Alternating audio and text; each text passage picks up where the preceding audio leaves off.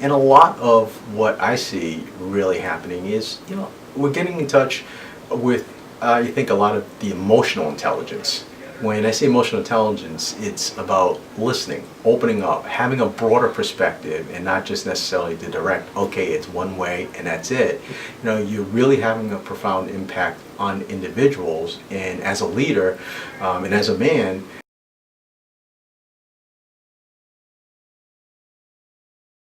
Now, I think the biggest challenge I think everyone's facing, but also particularly men, is the economy.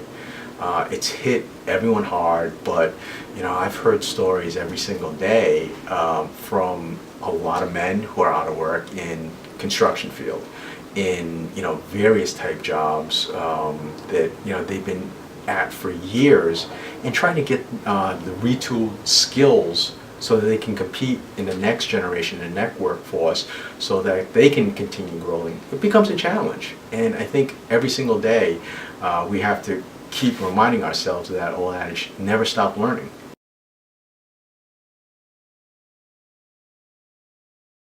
I'm not sure if we have to, change our societal views of men. I think overall, within our own individual families, I think that's where it starts. So long as we're taking our families, seriously, making sure that they're an important part of our lives, daily basis, because we've got so many pressures going on every single day, from the outside communities to peer. Even as an adult, you face peer pressures of what's going on with your friends and everything else, that never lose focus of that individual identity of your family.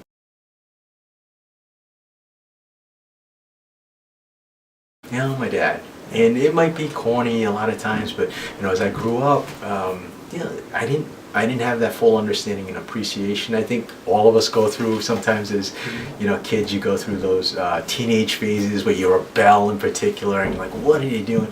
Because I never understood why they always kind of made me work in a restaurant, Right. all those hours as a kid growing up. But now I'm so appreciative of the fact that they did it, because I understood at an early age the value of a buck.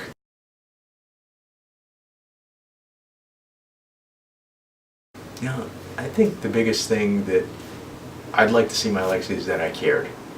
Whether it's for my own family, or even, as what I do as mayor, for the people of the city of Cranston, all of Rhode Islanders, that I have an understanding of where they're coming from. I listen to their stories, but most importantly, that I cared about where they're coming from.